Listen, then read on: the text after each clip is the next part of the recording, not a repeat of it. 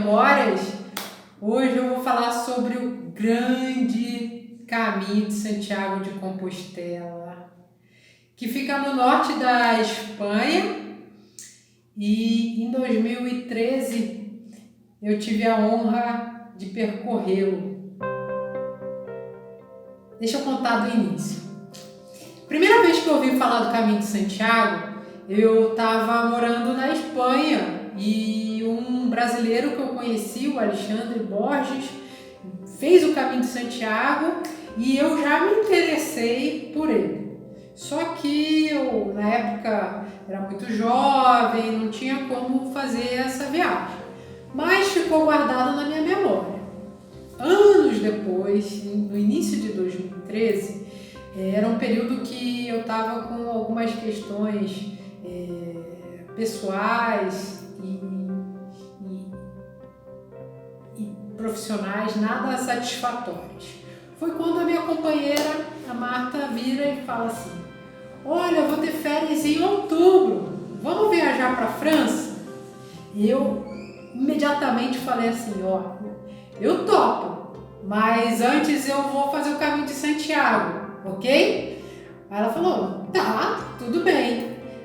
E aí eu tive que escolher. Bom, eu vou antes para o caminho de Santiago, depois vou para a França com ela, ou primeiro França e depois o caminho de Santiago. Como eu sou friorenta, eu preferi encarar o verão espanhol do que encarar o inverno, né? A proximidade do inverno, né? Então, eu fiz as reservas aéreas das duas viagens e apertei o Enter da compra do ticket aéreo.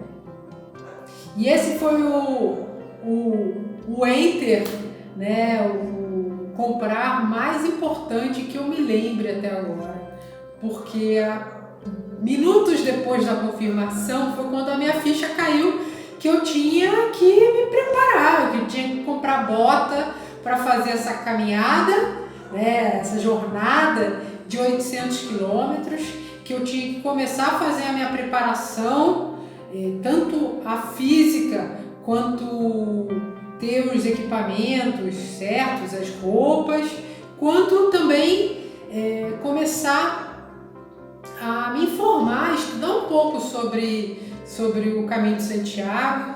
Foi quando eu tive a ideia de contactar a única pessoa que eu conhecia, que eu sabia que tinha feito o caminho de Santiago, que foi uma colega que é guia de turismo, que fez o curso de guia de turismo comigo.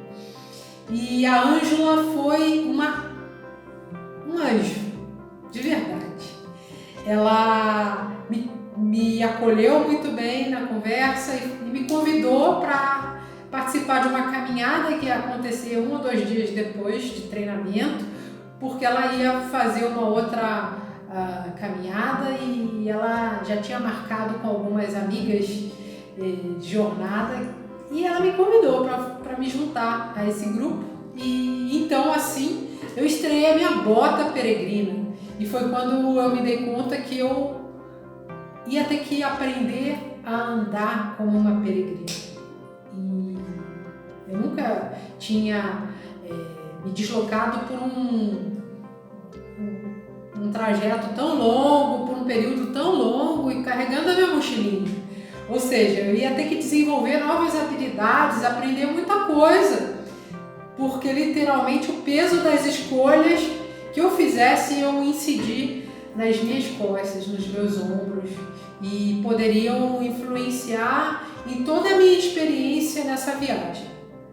A Ângela me indicou a Associação dos Amigos de Santiago de Compostela, que era um grupo que se encontrava na Casa de Espanha mensalmente, onde haviam trocas de informações dos peregrinos sobre as suas experiências no caminho de Santiago, tinha mostragem da mochila peregrina, e então eu comecei a frequentar imediatamente, já que dessa maneira, ouvindo e estudando mais sobre histórias de outros peregrinos, eu me sentia verdadeiramente numa academia mental e emocional, onde eu me preparava também para o caminho, além de preparar o meu corpo. Por quê? Porque eu ouvia as histórias, algumas dificuldades, algumas soluções encontradas, e isso ia me dando mais confiança. No dia 28 de julho, eu me preparei para embarcar no Brasil, e ao sair de casa eu tinha assistido à missa do Papa Francisco, que estava no Brasil, e ele estava encerrando o evento da Jornada Mundial da Juventude.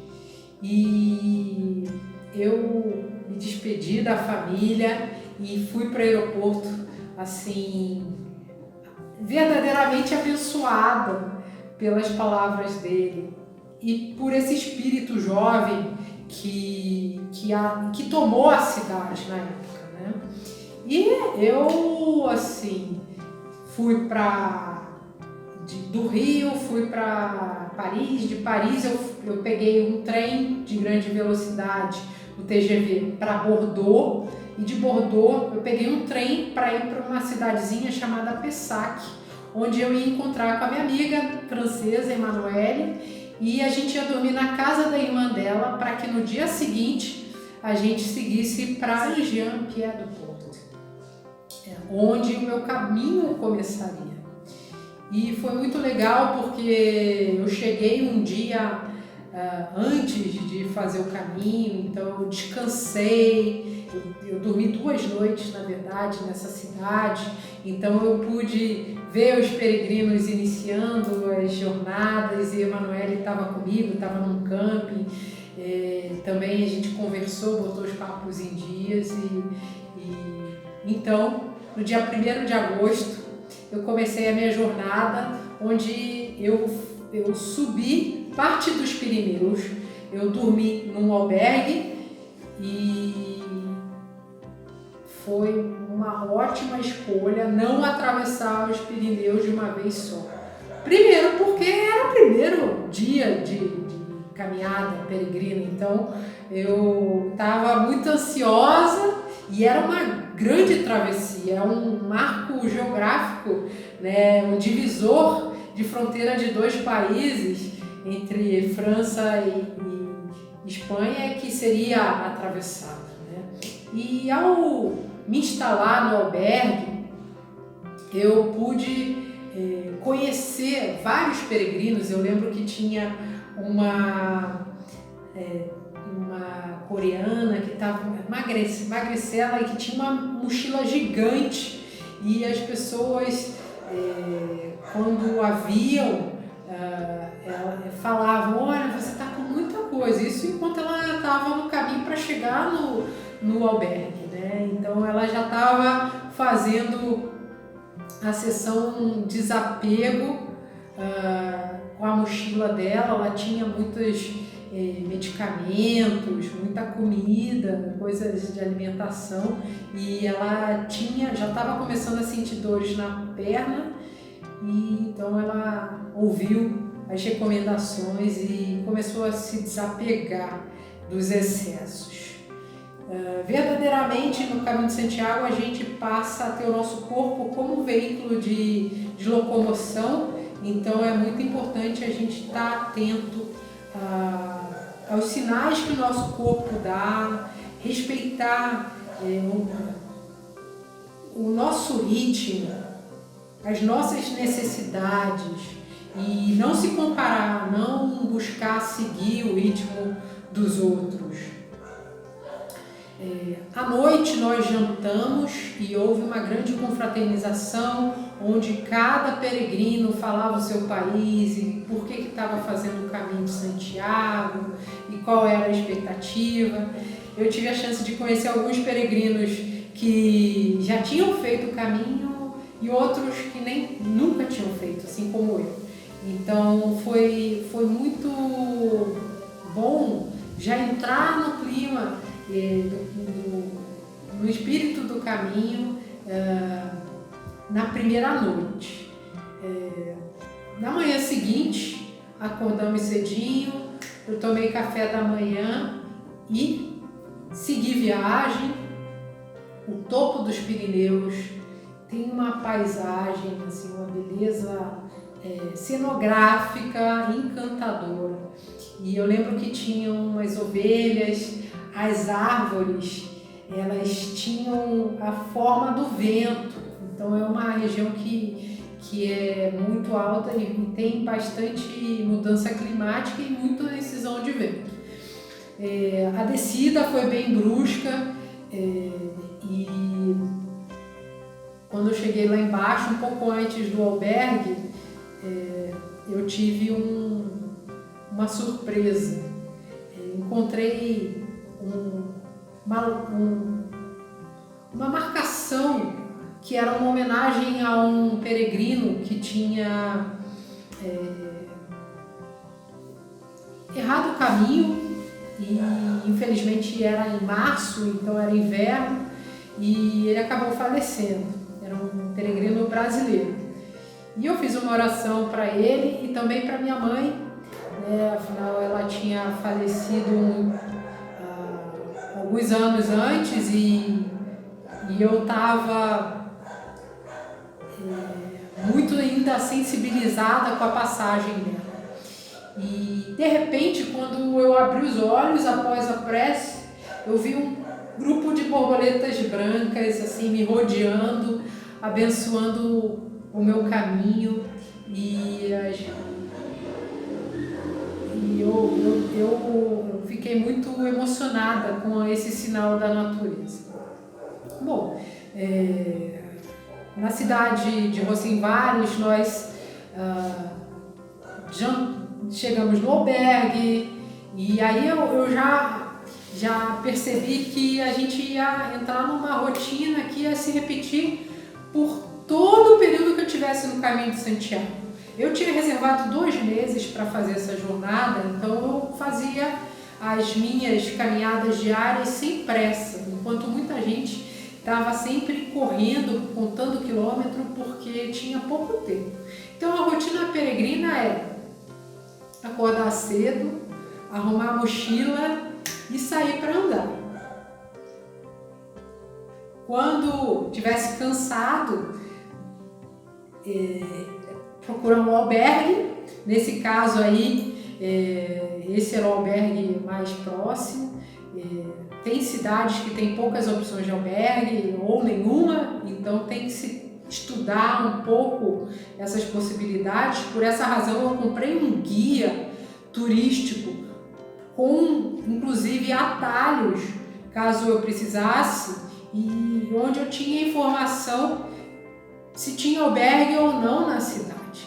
Então, uma vez chegando no albergue, o peregrino tem uma credencial que é carimbada pelo alberguista, e aí a gente coloca na nossa cama o saco de dormir, porque a mochila às vezes ela é colocada no chão, na trilha, não é algo muito higiênico para ser feito no leito em que você vai descansar. E aí depois de garantir a sua cama, geralmente eu ia atrás de um banho, revigorar as minhas energias, me limpar daquele suor todo, porque estava muito quente, era verão, e descansava para então ir jantar ou buscar alguma coisa para almoçar, para jantar. Um detalhe importante é que na Espanha temos siesta, então muitas vezes era necessário comer alguma coisa no meio do caminho para quando se chegar no albergue e se for à tarde estiver tudo fechado, você não está morrendo de fome. Então tinham alguns ajustes que tinham que ser feitos. Então depois do banho eu também lavava minha roupa, porque eu tinha uma mochila de 25 litros, então eu tinha pouquíssima coisa para carregar. E então era necessário sempre manter esse hábito de lavagem de roupa, da blusa geralmente, calcinha, meias, para que não me faltasse depois, né? Então Depois do jantar, no caso de Rocenvares, a segunda noite, nós fomos para uma missa peregrina, lembrando que o Caminho de Santiago é uma rota peregrina de devoção, uma rota ligada ao catolicismo também e, sobretudo, à espiritualidade. Então, a minha motivação não era necessariamente essa, mas eu me sentia muito bem visitando as igrejas e entrando nessa atmosfera religiosa, espiritual, porque eu estava também em conexão com a minha natureza interna e comigo mesmo, né? Então esse era um processo muito necessário e que me ajudava, serenava o meu coração.